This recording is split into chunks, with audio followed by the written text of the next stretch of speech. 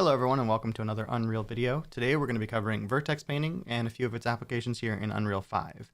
As you can see, I've thrown together the scene to kind of demonstrate some of the strengths and the nice uses of Vertex painting to add some variation to your walls and things like that. If you look at the example here on the left, you can see this is kind of the example with some Vertex painting to add some moss and some darkness to the bricks and stuff like that. And then this is the example without any of that Vertex painting on, where it still looks pretty good, but you can see that you can start to see the tiling and stuff like that, which breaks down the quality of the scene when you can see the repetition in the materials. So that is kind of a use case of it here, and we'll go ahead and get into how to set it up in your shader.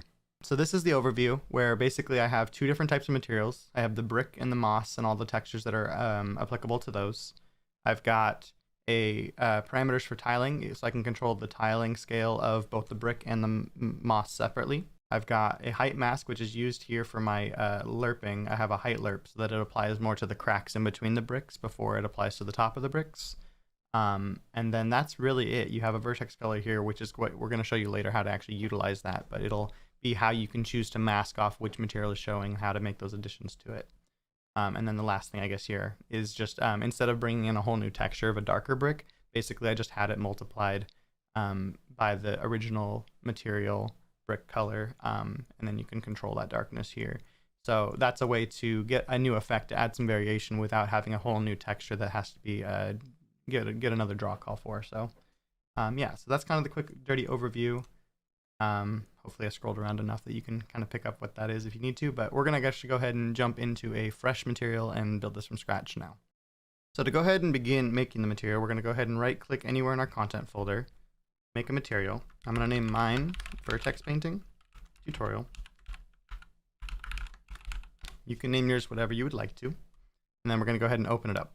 And this is what a material looks like from scratch if you just made a new one and you haven't done anything to it. This is what it's going to look like. It just has all your outputs with nothing else in it. What else you're going to need for this is you're going to need textures for both your first and second material. In my case, I have a brick and a moss, but yours can be whatever you'd like. But I'm going to go ahead and bring all the materials in for my two variations, which in this case means I have six textures that will be used. So that's two base color. I have two that are my ambient occlusion, roughness, and metalness packed. And then I've got my two normal maps. Let's make sure we got the right ones here on top of each other. So that's my brick, that's my moss. That's my brick, that's my moss. Move that up. That's my brick. That's my moss. I'm just checking that over here on the left there. Okay, so those are good. We're gonna bring in, if you right click, that's how you can bring up the search engine. I think either tab or right click will do that. So we're gonna bring in a text chord, and then we're gonna hold down M and click, and that'll make a multiply. Drag that in here. I'm gonna hold down S and click, and that's gonna create a scalar parameter, and we're gonna call this UV tile A. We'll go ahead and Control C, Control V that, or Control D I think is duplicate. Yeah, let's do that instead. And we're going to rename this one to B. And then we're also going to select this and Control D that. We can reuse the text node, is fine. The text chord node. And then what you're seeing here now is we have a scale parameter for our A textures and our B textures individually. We'll go ahead and drag our UV tile A anywhere that our first material is being used. So the brick in my case here is going to receive all of the UV tile A after the multiply. And then the UV tile B is going to be going into anywhere that the moss texture is. Cool. That is nice and simple. Now we're going to go ahead and bring our height lerp in, which is basically going to have it so that when we're painting in our vertex painting, it's going to target the in between the bricks first, so where the grout and where the crack is. We want that to be where the moss kind of builds up primarily, and then it'll start building on top of the bricks as we paint a more intense into the vertex painting. So what you're going to do is you're going to right click again and search height lerp and bring that in here, and we're going to need one of these for each of our groups here. So one for the base color, one for our packed map, and one for our normal. We're going to plug in the A and B into their respective inputs. Oops. And then we'll go ahead and plug the results into their correct outputs. And you are going to get an error real quick, but that's fine. We will fix that. Here, because I'm doing a packed map, we're going to bring a split component, plug the results into there, and then it's going to be ambient occlusion in the R, roughness in the G, metalness in the B. And then the last one is going to be our normal. Perfect. So the reason all these nodes are currently giving us error messages is because they're not using a height map. There's no height texture input yet. So we're going to have to go ahead and bring a height texture in.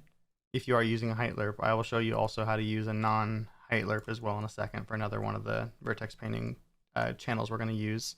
But in this case, like I said, I want the moss to apply first to the in between the cracks of the brick first. And so actually I have this material that basically is a mask of the grout with a little bit of like leaking growing down. And that's something I just authored for myself in Substance Designer, as well as the materials here that I'm using. But you can go ahead and plug, we're going to use the R channel and plug that into the height texture. And you can see immediately that the error is going away.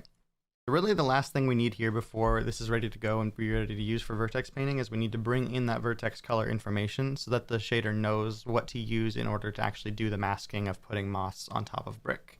So if you right click and search for vertex, you're actually going to see that there's a vertex color node. And what we're going to do here is we're going to use the red channel for our moss and brick masking.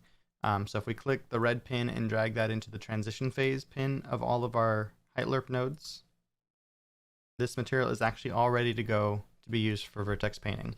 There is an additional contrast pin node that you can use if you would like to. All you really need to use is a scalar parameter. We'll call this lerp contrast, and plug that into the pin there, and that's really all you need there. And one more thing before we actually get to demonstrating the material in action, I forgot one thing here. We do want to make sure that you set your UV tiles to 1 by default, otherwise they will just get stretched to infinity and basically only show 1 pixel of information from your UVs. So if you happen to be noticing that there were some issues going on, it's probably because of that.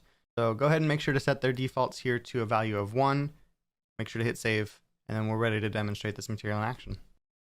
Before we can actually demonstrate the vertex painting on our mesh, there's a couple of things we're going to need. First of all, you're going to actually want to make a material instance of the material so that you can actually change a lot of those parameters that we just made within the material. And then 2, you're going to want to make sure that your mesh actually has some vertexes to paint on. Basically, it's using all those vertices to store information, kind of weights and values between the different vertices. So in this case here, if I look at one of these, and if I hit Alt-2 to bring up the wireframe mode, you can see that this is a pretty dense mesh, which means that there's a lot of places for that vertex information to get saved to. So you're going to want to make sure that your meshes are a little bit subdivided, just to actually be able to utilize this effect. And then, like I said, we're going to go ahead and take, if you right click on the material you just made, go up to create material instance, and then I'm going to name mine vert paint tut. And then that is what you're going to want to apply to your mesh. So if I go ahead and select my 2 meshes here, click and drag this over to the element 0 in the materials here, that is now applied to this mesh here. So I've got to move my camera over just a little bit just because there's going to be some information in this square here that you're going to need to be able to see. But to begin vertex painting, what you're going to want to do is go up to the top left where it says select mode. We're going to go to mesh paint. You can also do shift 4 as the hotkey to get there. And then what you'll see here is that it allows you to do select, and then you can start painting. So we want to select our meshes first. So if you hit select, or if you're in the select menu, click on your mesh and then hold down shift, and you can click on multiple meshes there to select multiple for vertex painting. Once we've done our selection, we'll click on the paint tab to move over to that. And then because we put our moss brick masking in the red channel in our material, we're going to want to make sure that only the red channel is masked. And then there are some settings up here for you to control the size, strength, and fall off of your brush here. Size is pretty obvious. It shows you how big this circle is going to be. And then the strength is how like intense that brushing is going to be. And then the fall off is kind of like a softness hardness scale. I'm going to go ahead and set something like a 0.5, keep this down pretty low at like 0.15, and then fall off is fine. And then last thing here is with the red channel selected, you can see that we have the paint color and the erase color. You can hit X to kind of toggle between those two. And white is 100% intensity, black is 0% intensity. So that's how if you were to paint here, basically you can see that as I start painting now, it starts applying that moss And you'll see here, like if I zoom in here real quick, how it's putting the moss in between the bricks first. That is what that height lerp does specifically for us, and that's why we want to utilize that for this case. If I hit X to switch to black, I can start painting out whatever I don't like if I don't want it in certain areas. It's really handy to use, and you can see wherever these green squares here are is actually where any vertex is on the mesh, and that's kind of what's providing that resolution to be able to apply that vertex color to it here. So it's actually highlighting the meshes for us. It's highlighting the vertices for us when we're hovering over the mesh. That's pretty cool. Let's go ahead and jump back into the material, and we can add in that darkening, that brick effect that we'll apply on the vertex green channel, vertex color green channel, which is basically you would just move from checking the red to only checking the green, and then the same thing would apply. You can see right now that nothing will happen when we paint white in because there's no information to apply there. But we're going to go ahead and jump into the material, add that functionality, and then when we come back, you'll see that there will now be a giant big black splotch in the middle where our bricks will be darker. Now we're back here in the material again, and to add that darkening of that brick effect that we were talking about earlier, all you really need to do is come up here and find your base color information. We're going to go ahead and add a multiply and a scalar parameter. We're going to call that brick darkness. Darkness. Let's make sure that default value is set to 1, because that's going to basically be a multiply at 100% value, which means no effect at first. And then we'll plug that into the A instead. And what we want to do for the lerping here is if we hold down L and click, that'll create just a lerp. It's not a height lerp, it's different. It won't utilize a height mask, it'll just use an input specifically. And for that alpha input, we're going to use the green channel of our vertex color. Basically what that's saying is that anywhere there is green painted, it's going to use the darkened brick, and anywhere that there's not green painted, it's just going to use the base color as it is already. And that's really all you need to do to add that in there. So let's go ahead and save, and we'll go ahead and see that effect. Like I said, we'll see that big splotch of darkness that is where we've painted the green already on the mesh. So because we set our default value of 1 for our multiply, we actually aren't going to see an effect until we go and change that. So if we open up our material instance here and we scroll over to where we have that brick darkness, we want to set that to something like 0.4 and then go ahead and save our material. And now if we look at here, we can see that that dark splotch in the middle is where we painted our green information before. So again, we can go back into here and select our two meshes. And with the green channel selected specifically, we can control where that dark parameter is. I'm going to turn the strength up just so it's a little easier to push things around. But this is where you can see kind of the power of being able to add some color variation basically to add just some variety there and really break up the texture. You remember at the beginning of the tutorial I was showing you that as a blank slate, you can really see some of the repetition of the material.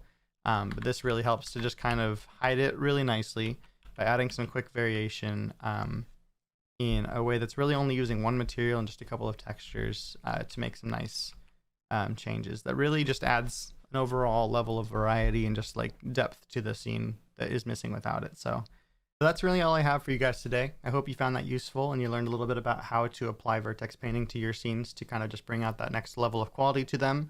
If you haven't already, a subscribe is always helpful to me, and it'll allow you to see more content like this in the future. I also stream this kind of stuff over on Twitch, where you can join the conversation live while I'm working on my personal projects if you ever have any questions there that you'd like to ask. The last thing is go ahead and leave a comment down below with other kinds of content you'd like me to tackle in Unreal Engine. Just would love to know what other kind of stuff would be helpful for you guys to know. But with that, I hope you guys have a good rest of your day. Appreciate you stopping in, and I really hope this was useful for you. Peace.